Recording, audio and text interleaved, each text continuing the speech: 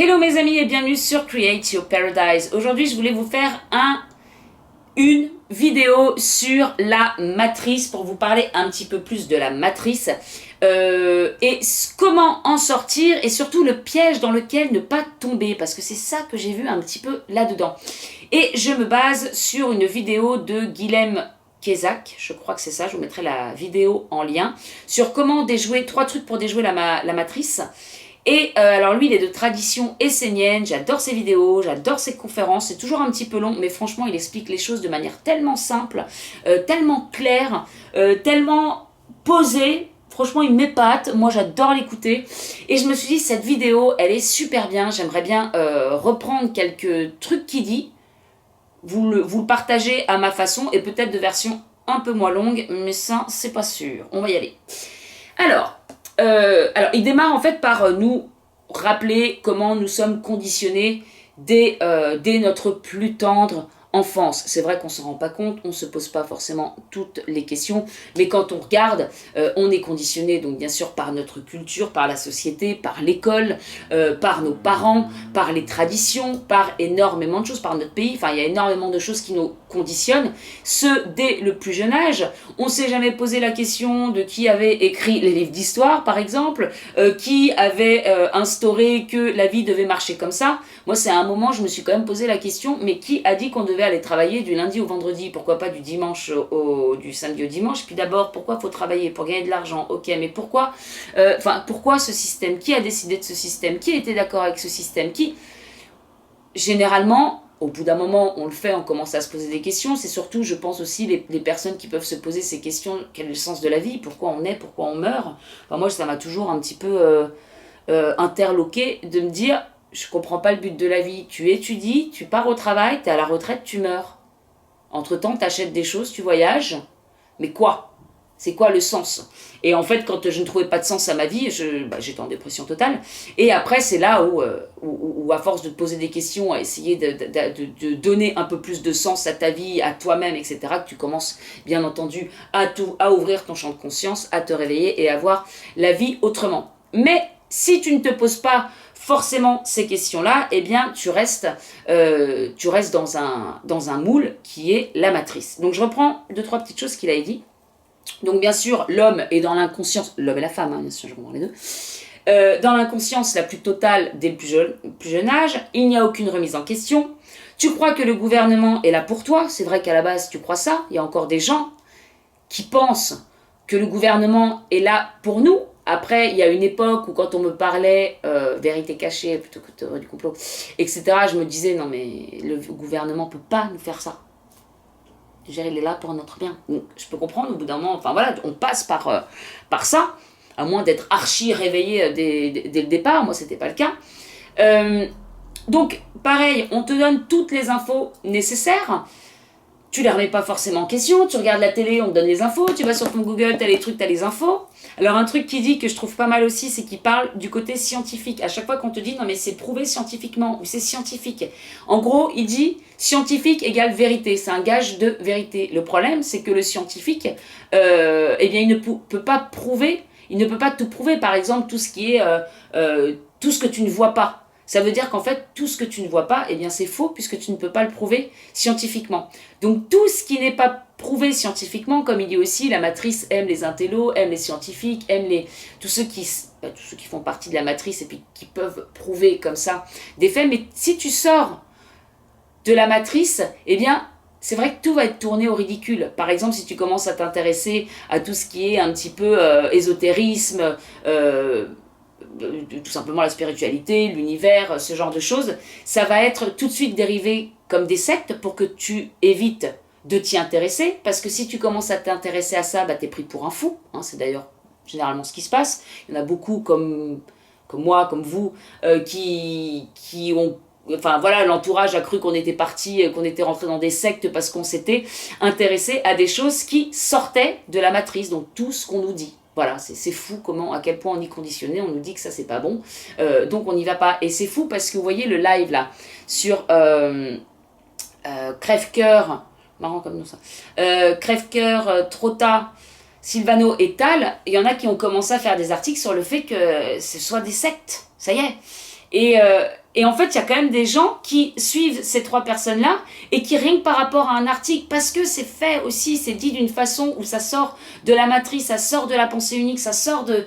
Eh ben, hop, ça va être mis en doute directement. Et c'est aussi pour ça que les gens qui sentent que depuis le début, qu'il y a quelque chose qui cloche, qu'il y a quelque chose d'autre qui existe, etc., eh bien, on n'ose pas sortir de ça parce que tu as peur du regard des autres. Ça aussi, on nous a appris beaucoup à faire attention au regard des autres, à la compétition, à avoir un ego, à être toujours le meilleur. Enfin, tout ça, tout est fait pour qu'on reste dans les rangs et qu'on ne sorte pas, bien entendu, de cette matrice. Parce que là, je ne vais pas développer ici, mais quand vous vous rendez compte de tous les points, que ce soit de vouloir être le meilleur, de ce qu'on nous dit, de s'associer aussi à tout ce qu'on a, à tout ce qu'on possède, à notre carrière, à notre identité. Tout est fait pour qu'on reste vraiment dans cette matrice et qu'on ne s'égare pas. Et c'est fou quand on voit le truc entier. Je voulais dire autre chose, mais je sais plus quoi. C'était sur la spiritualité, les trucs. Ça me fait penser aussi au reportage d'M6, je sais pas si vous l'aviez vu, où en fait il parlait de développement personnel, des séminaires de développement personnel, de toutes ces choses-là, et c'était ridiculisé, genre c'est une secte. Et moi j'étais bien sûr à cette époque-là dans le développement personnel, et j'avais reçu des messages comme quoi, Cécile, en fait, tu te rends pas compte, mais t'es dans une secte. Ben oui, forcément, j'essaye de réfléchir par moi-même, j'essaye de m'étudier, c'est ce qu'il dit aussi là-dedans, j'essaye d'aller à l'intérieur, donc ça ne plaît pas à la matrice, parce que si tu vas à l'intérieur, eh bien, tu vois clair dans leur jeu, et ça, c'est pas dans leur intérêt. Bref, donc, l'homme, eh bien, on laisse le monde répondre aux questions pour toi, on laisse organiser ta vie, Oui, on suit, c'est comme un petit chemin, tu nais, tu vas à l'école, tu suis, il te faut une carrière, il faut que tu gagnes bien ta vie, il faut que tu achètes ceci, cela. Et puis c'est souvent comme ça d'ailleurs qu'on arrive à un niveau où on a un super bon job, on a une super carrière, ou pas, mais je prends des exemples de personnes en fait qui sont arrivées comme ça au top pour la société. Donc belle carrière, belle maison, belle voiture, des amis, un copain, tout va. Mais pourtant, et j'ai des amis comme ça qui m'ont dit à un moment, je comprends pas, j'ai tout. Mais je me sens vide. Ben ouais, parce que t'as jamais été voir à l'intérieur. Parce que tout était à l'extérieur. Et moi, comme je le dis souvent, avant j'avais vraiment tout ce dont j'avais besoin. J'ai beaucoup moins aujourd'hui. Mais aujourd'hui, je me sens 10 fois mieux parce que je suis mieux à l'intérieur. Je me suis construit. À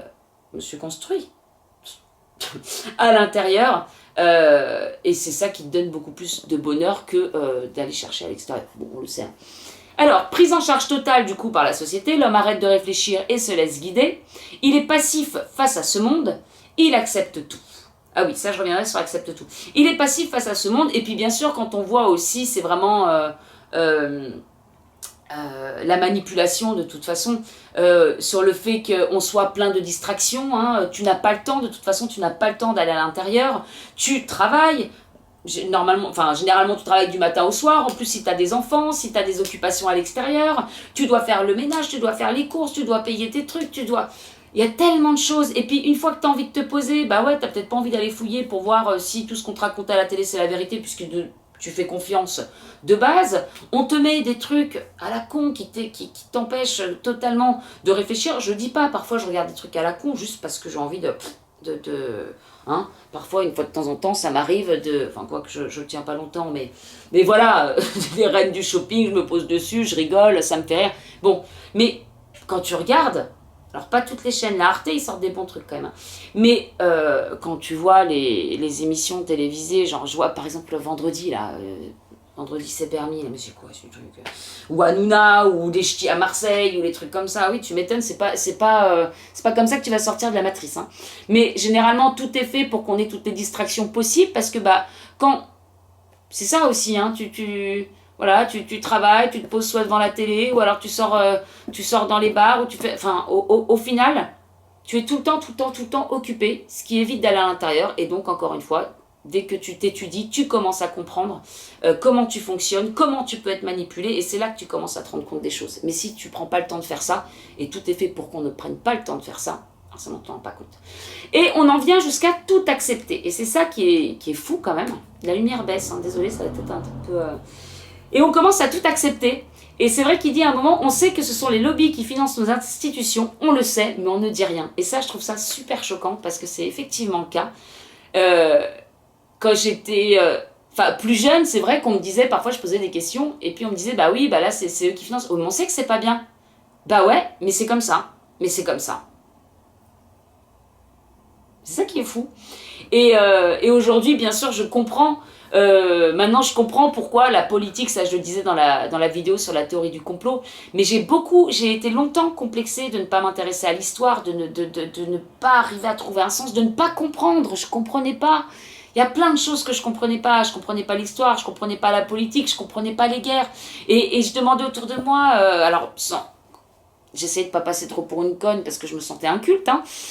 Et puis parfois avec des gens en qui j'avais confiance, quoi, je disais mais tu peux m'expliquer, mais pourquoi? Puis finalement j'arrivais à des questions qui faisaient qu'il n'y avait pas de réponse, ou alors les réponses obtenues me convenaient pas. C'était comme s'il y avait un gruyère avec plein de trous partout et que les gens n'arrivaient pas. Quand je posais des questions, bah ça on sait pas trop. Bah oui, mais si on sait pas trop, c'est qu'on n'a pas toute l'histoire, c'est qu'il y a des pièces manquantes. Et tant qu'il y avait des pièces manquantes, bah j'arrivais pas à me faire, j'arrivais pas à me faire une image.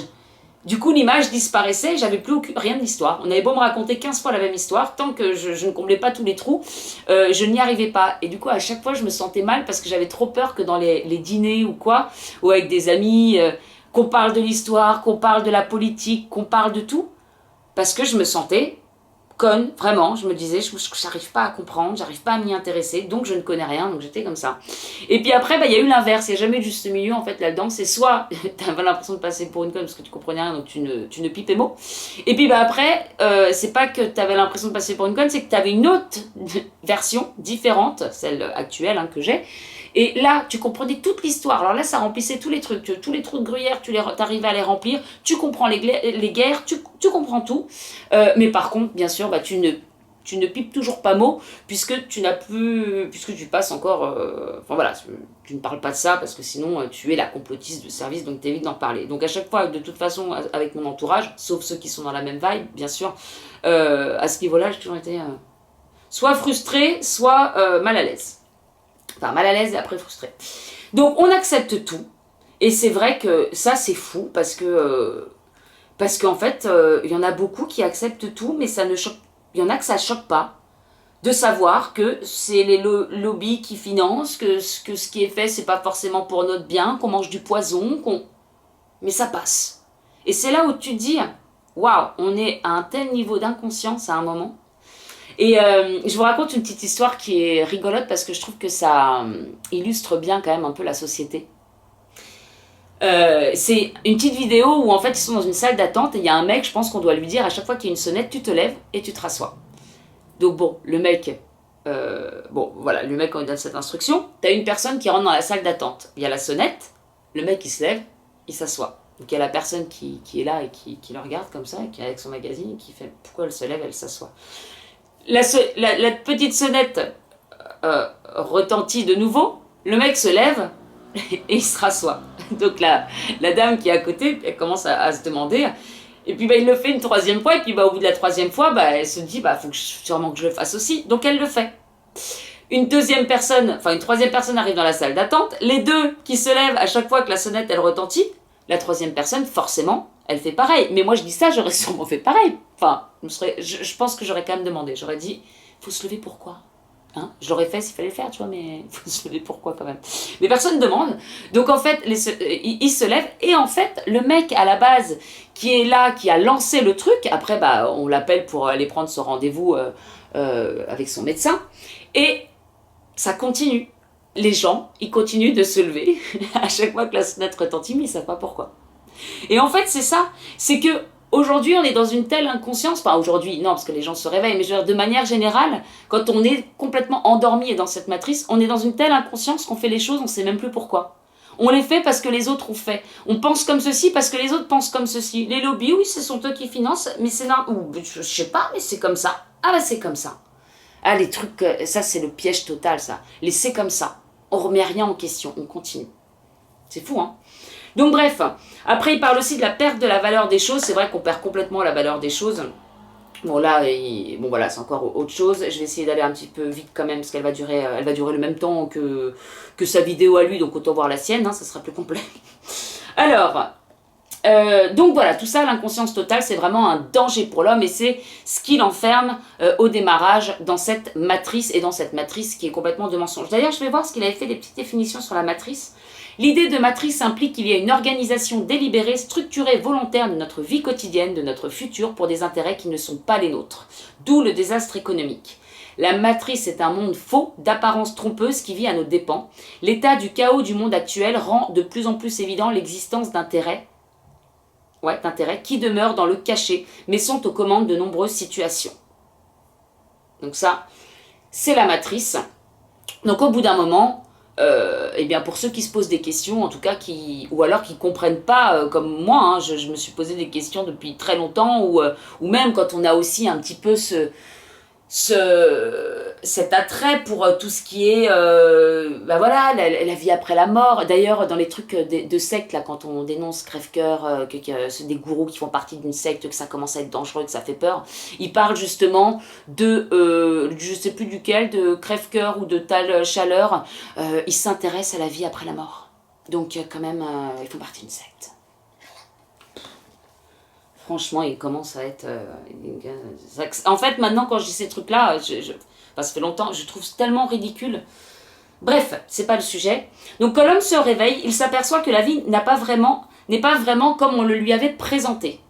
Donc, effectivement, quand tu commences à te poser des questions et à chercher, tu dis, il y a des trucs qui clochent. Ou même, ce côté, comme je disais, le côté où tu comprends pas l'histoire, tu comprends pas la politique et que tu commences un peu plus à chercher, que tu commences à remplir par toi-même, par tes recherches, les trous de gruyère, là tu te dis, merde. Vivrais-je dans un mensonge? Est-ce possible? Ça fait mal quand même quand tu t'aperçois de tout ça. Mais bon. Donc ensuite, l'homme s'aperçoit qu'il est entouré d'influences qui l'utilisent. Donc voilà, les choses ne sont pas faites pour ses intérêts, mais on l'utilise, il se rend compte qu'il participe à des choses dont il n'est pas le bénéficiaire.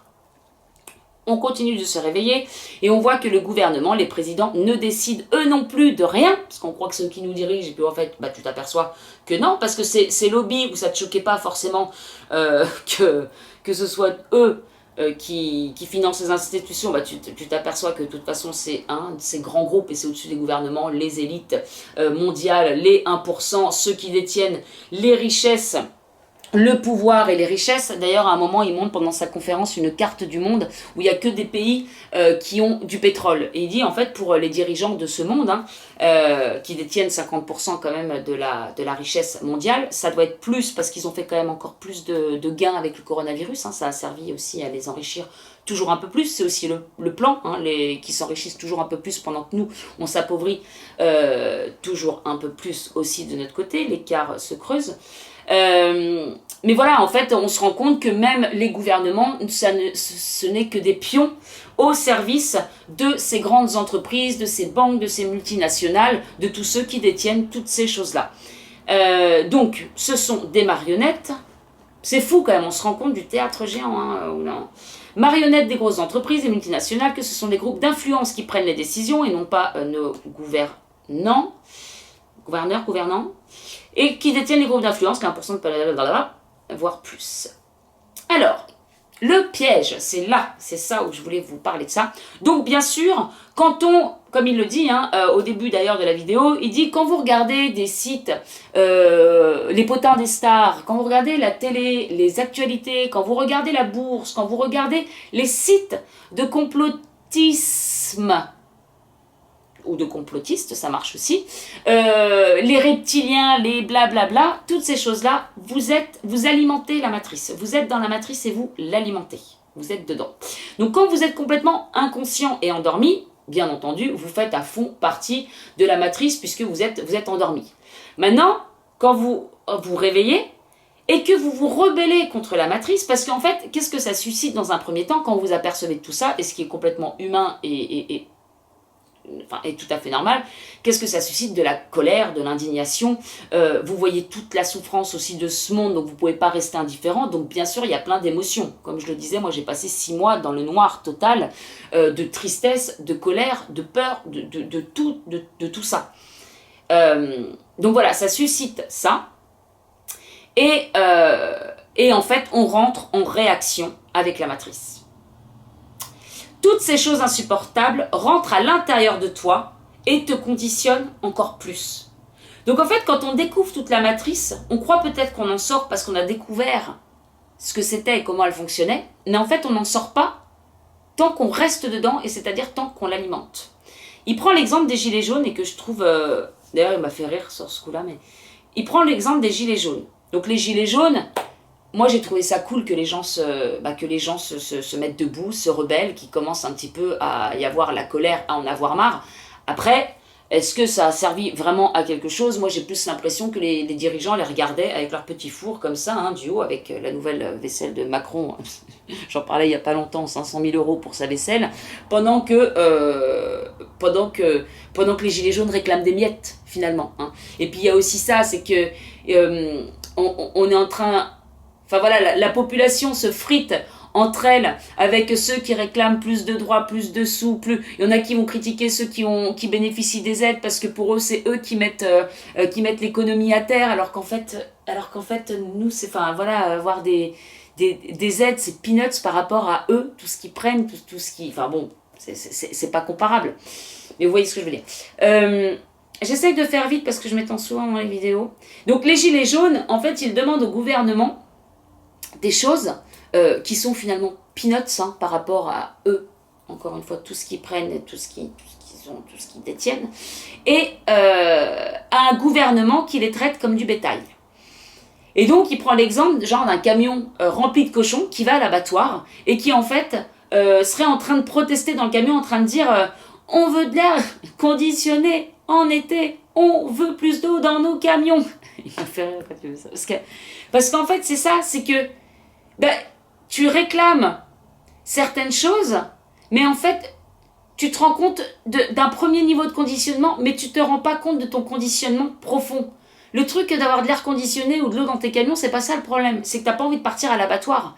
Et en fait, c'est ça de rentrer en réaction avec la matrice tout en y étant. C'est de réclamer, par exemple, à un gouvernement de te fournir plus de droits, plus d'argent, plus de tout, alors qu'en fait, de base, c'est de ce conditionnement-là qu'il faut sortir.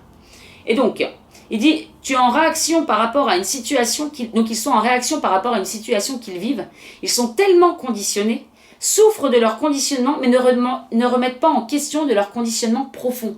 Et il faut quand même voir, en fait, que les gilets jaunes, alors ça a créé des belles choses aussi, les gilets jaunes, il y en a plein qui se sont réunis, il y a de la solidarité, il y a aussi des belles choses qui ont émergé de ces mouvements. Mais en fait, qui est-ce qui est en train de se faire chier au rond-point, en train de se les cailler, en train de ne pas bosser, de perdre de l'argent pour galérer encore plus à la fin du mois, pour même pas pouvoir se payer à manger, pendant que les autres, en fait, ils en ont rien à foutre. En haut, d'ailleurs, c'est un mec qui a baigné dans le gouvernement, qui même très haut, chez les élites, chez les 8500 qui gouvernent ce monde, il n'a pas voulu y entrer, c'est Ronald, je sais plus comment il s'appelle, mais en fait, il parle de tout ça. Il disait que, en fait, ils rigolaient tous. Quand ils voyaient qu'il y avait des populations qui n'avaient plus d'argent, qui se suicidaient, qui étaient dans le malheur le plus total, les mecs en rigolaient, mais vraiment, ils en rigolaient. Bon, il avait honte quand il parlait de ça, mais le tout, c'est qu'il soit réveillé. Mais c'est quand on lui a demandé de passer au stade supérieur que là, il a pas pu. Trafic d'enfants, de pépé, on parlera pas là. Et en fait, les mecs, ils rigolent. Et moi, ce que je voyais un petit peu dans les gilets jaunes, donc c'est bien qu'on veuille faire des choses, mais je suis pas sûre que ce soit la bonne méthode, parce que à mon avis, eux, ils rigolent. Et qui est-ce qui perd son énergie? Qui est-ce qui se met en colère? Qui est-ce qui est dans des vibrations de frustration, d'indignation, de colère, et qui a toujours rien à la fin du mois, qui aura perdu encore plus, et qui finalement s'est battu pendant des mois et des mois et des mois dans le froid? Parce qu'il y avait je me rappelle, il y avait un rond-point vers chez ma mère, où il y avait carrément le feu de camp et tout ça. Bon, il y avait quand même une bonne ambiance. Mais je veux dire, ils étaient là tout le temps, dans le froid et tout, pendant que les autres, mais ils en ont rien à foutre. On voyait Macron, je sais plus où est-ce qu'il était. Et en fait, moi, j'ai l'impression qu'ils attendent que ça, finalement. Enfin, pour eux, je pense qu'ils se nourrissent aussi quand on parle d'énergie, alors là, je parle de beaucoup plus haut, mais en fait, ils se nourrissent aussi de ces énergies négatives. Et bref, voilà, le fait de rentrer en réaction contre la matrice, c'est continuer de la nourrir et c'est continuer à être dedans. Je continue. Pendant ce temps, tu te tournes vers l'extérieur et non pas vers l'intérieur. C'est vrai que pendant ce temps, alors que ce soit ta révolte ou que ce soit les trucs à la télé, les distractions à droite à gauche, ou encore une fois la colère, etc., pendant ce temps-là, tu t'occupes pas de toi. Tu n'apprends pas à te connaître, tu sais pas comment tu fonctionnes, tu sais pas comment tu réagis à toutes ces choses-là. Bref, tu ne te connais pas. En revanche, lui, que ce soit le gouvernement ou beaucoup plus haut, ils te connaissent par cœur. Faut savoir, quand moi j'ai fait les formations PNL, donc bien sûr la PNL c'est la télécommande du cerveau, tu comprends comment tu fonctionnes, tu comprends comment tu peux être manipulé, tu vois aussi toute la manipulation autour de toi, et comme nous disait le formateur, tous les politiciens, tous les politiques sont des maîtres en programmation neuro-linguistique, l'art de la manipulation. Vous pouvez vous renseigner sur internet, il y a plein de trucs sur le sujet, vous verrez à quel point nous sommes manipulés et à quel point c'est facile de manipuler des gens qui sont inconscients. Alors inconscients de la façon, en tout cas, dont ils fonctionnent. Et donc là je reprends un petit peu ce qu'il dit, tu étudies le chaos du monde plutôt que de t'étudier toi-même. Donc voilà, tu penses que tu es sorti de la matrice, mais finalement si tu passes tes journées à étudier le chaos du monde, tu es dans la matrice, tu la nourris. Ce qu'il faut savoir, la matrice, les hauts dirigeants savent très bien comment tu fonctionnes, comment ton cerveau fonctionne et il l'utilise. Non seulement il l'utilise depuis je ne sais combien d'années, mais en plus de ça, maintenant, ils veulent carrément nous robotiser avec tout ce qu'ils veulent mettre en place. Donc là, ils savent l'utiliser d'une certaine manière. En plus, si on commence à se mettre des puces, les ondes, les blabla, ils auront encore d'autres moyens de contrôle. Et ça, c'est pas des conneries. Vous pouvez regarder, pas trop quand même, parce que ça veut dire que vous êtes dans la matrice pendant que vous faites ça. Mais c'est le projet, je crois, MK Ultra, comment tu peux prendre possession de... Tu peux contrôler les émotions, le mental, les pensées. Tu peux aller beaucoup plus loin que la manipulation normale, qui est déjà assez puissante. Les gens eux-mêmes ne savent pas comment ils fonctionnent. Ils n'ont pas le temps de se poser de questions et sont abrutis par toute forme de distraction. Donc si tu ne sais pas comment tu fonctionnes, eux le savent très bien et ils l'utilisent à fond les ballons. Pareil, en formation PNL, il nous disait au début de la formation, vous ne ressortirez plus jamais avec la même vision des choses en sortant de ce cours. Et c'est vrai, quand tu apprends tout ça, tu vois, tu vois c'est vrai que c'est des questions qu'on se pose pas. Tiens, pourquoi ça me met en colère? Pourquoi je réagis de cette façon-là? Qu'est-ce que ça a touché comme croyance? Qu'est-ce que ça a touché comme valeur? Qu'est-ce qui fait que moi, ça me touche et la personne d'à côté, ça la touche pas? De savoir que tu as ta carte du monde, elle est différente de toutes les autres. Il y a tellement de choses. Et bon, après, une fois que tu plonges là-dedans, ça devient c'est passionnant. Je pense que vous êtes beaucoup à être, pour ceux qui suivent en tout cas le Create Your Paradise, je pense que on est beaucoup à être passionnés de ces sujets-là. Alors, dernière chose, tu dois. Alors je sais qu'il ne faut pas trop dire les il faut, tu dois, le blabla, mais là, moi je suis d'accord pour dire tu dois, parce que je pense que c'est nécessaire, plus que nécessaire. Tu dois connaître ta propre structure, savoir qui tu es et comment tu fonctionnes. La matrice connaît la structure de l'être humain sur le bout des doigts. C'est comme ça qu'elle emprisonne l'homme. Elle enferme l'homme dans son inconscience, et ce, depuis le plus jeune âge. Alors du coup, tu m'étonnes qu'elle n'ait pas envie de mettre en avant le développement personnel, de mettre en avant la spiritualité. Parce qu'il faut savoir que dans la PNL, quand même, le dernier pilier de la pyramide de la PNL, c'est la spiritualité. Et c'est vrai qu'avant de faire mes formations PNL, moi j'étais à fond, je découvrais la spiritualité, de toute cette grandeur, que nous étions des êtres divins, qu'on avait...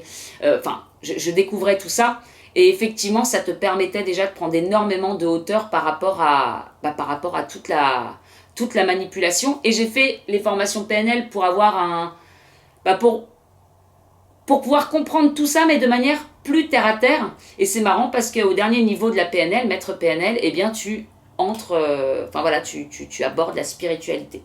Et pourquoi je parlais de tout ça? Oui, parce que bien sûr, c'est pour ça qu'ils ridiculisent aussi tout ce qui est chamanisme, là, parce que t'as le... Bon bref, je vais pas revenir là-dessus, mais ils ont dit, je te tutoie, hein. C'est comme si j'étais à chaque fois avec un... Elle est sympa ma caméra. Wesh. Alors, bon, on va pas partir sur les sectes et tout ça, vous avez compris l'idée, c'est qu'on ridiculise tout ce qui sort de la matrice. Tu dois comprendre ta propre structure, la matrice, donc en gros, pendant que tu étudies la matrice, les complots, les stars, les nouvelles, les conneries qui passent à la télé, tu ne t'étudies pas toi. Tu ne fais rien pour ta vie intérieure. Tu es en réaction et donc, quand tu es en réaction, tu alimentes la matrice. Quand tu combats la matrice, le gouvernement, tu es avec elle et tu ne sais pas qui tu es. Ça veut dire que si tu combats la matrice, tu ne sais pas encore qui tu es. Soit tu es avec, soit tu es contre. Donc soit tu es avec la matrice, dans l'inconscience, hein, donc tu crois à tout ce qui se dit, soit tu es contre parce que le mensonge s'est révélé, mais dans tous les cas, si tu continues à être là-dedans, tu la nourris. J'ai pas parlé du Bouddha?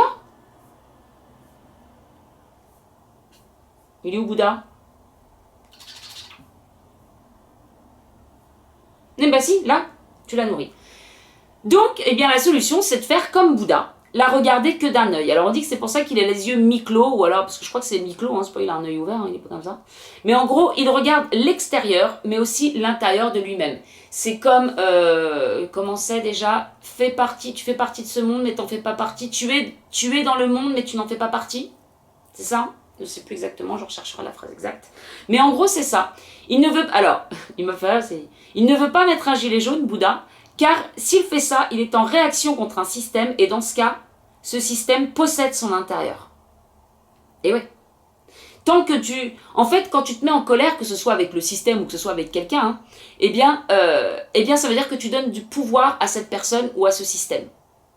Et c'est à partir, moi, du moment où j'ai compris qu'à chaque fois que je m'énervais contre quelqu'un, enfin que je m'énervais parce que quelqu'un faisait quelque chose ou quoi, et ben je lui donnais du pouvoir. Je donnais du pouvoir à cette personne. Et souvent, les gens qu'on n'aime pas, eh bien, ils nous énervent ou on se met en colère contre eux, etc. Et puis en fait, quand tu te dis, mais attends, ça veut dire que cette personne, elle a du pouvoir sur moi. Moi, j'ai pas envie qu'elle ait du pouvoir sur moi, cette personne. Elle m'intéresse pas, je l'aime pas. Donc, elle n'aura pas de pouvoir sur moi. Et ça, j'avais pris conscience de ça en PNL. Quand mon prof, il m'avait dit, parce que moi je m'énervais, j'étais très très colérique. Et j'ai cassé genre 3 PC au boulot, tellement j'étais colérique. Et à un moment, il dit, mais tu dirais que ton PC, en fait, il prend le contrôle à combien de pourcents sur toi pour que tu te mettes dans cet état? Je sais pas, 98%. Et donc il dit à la classe, il dit, donc vous vous rendez compte quand même, l'ordinateur de Cécile prend le contrôle à 98%. Il a 98% de pouvoir sur elle. What? Moi, je me laisse diriger, je veux me dire, un PC, ça... Mais oui, ce que je veux dire, quoi. Et à partir de ce moment-là, non, je donnerai pas mon pouvoir comme ça, parce que finalement, c'est donner son pouvoir. Se mettre en colère, réagir face à la matrice, ça veut dire qu'on lui donne du pouvoir sur nous. Et on n'a pas envie de ça. Actions extérieures qui conditionnent, donc ce sont des actions, des réactions, etc. extérieures qui conditionnent ta vie intérieure. Il ne veut pas, on parle de Bouddha, il ne veut pas se faire attraper par le monde de l'homme. Par essence, la matrice est un mensonge, un monde artificiel, elle n'a aucun intérêt si ce n'est l'intérêt qu'on lui donne. Si tu passes ton temps à pester contre tout ce qui se passe, ils peuvent même se nourrir de ton énergie de haine. Étudie les lois universelles de la vie, le microcosme, le macrocosme, les choses hors de la matrice. Ça, c'est the solution. Étudier tout ce qu'il y a en dehors de la matrice. Donc en gros, pour résumer, au départ, tu es complètement conditionné. Inconscient, tu crois que le gouvernement est là pour nous. Tu t'éveilles, tu te rends compte qu'on se moque de toi, qu'on t'abuse et tu es encore conditionné. Ça conditionne ta vie intérieure car tu es en colère. C'est là où est l'erreur, parce qu'en fait, tu fais encore partie de la matrice. Là, et troisième, en fait, tu sors de la matrice et tu commences vraiment à nourrir ce en quoi tu crois. Je vous donnerai les petites règles de vie et c'est miennes les dernières, mais avant de finir la vidéo, je voulais vous dire ça. Je suis en train de traduire une autre traduction d'Alison Coe d'hypnose quantique régressive, sur tout ce qui va se passer là dans les mois à venir. Et justement, en fait, le principal dans cette traduction, c'est le choix. De faire le choix sur quoi se focaliser. Et en fait, il y en a qui choisiront de continuer de se focaliser sur le dark, sur l'ombre, l'obscur, et d'autres qui choisiront de se focaliser sur la lumière, ce sur quoi, sur le nouveau monde, sur ce qu'ils ont envie de créer. Et que ça va être très important de commencer à faire ces choix-là.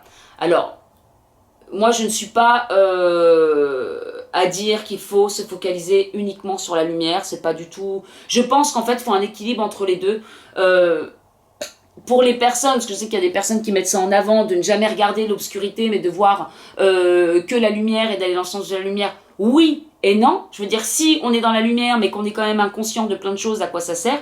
Je pense qu'il est vraiment nécessaire d'ouvrir les yeux, de se renseigner pour savoir ce qui se passe. Ben, comme Bouddha, en fait, d'avoir un œil à l'extérieur pour savoir ce qui se passe, mais ne pas être atteint par ce qui se passe, le voir comme une grande pièce de théâtre, hein, de le voir avec une certaine hauteur pour être au courant et pour pas se laisser avoir, pour pas se laisser avoir par cette matrice, voilà.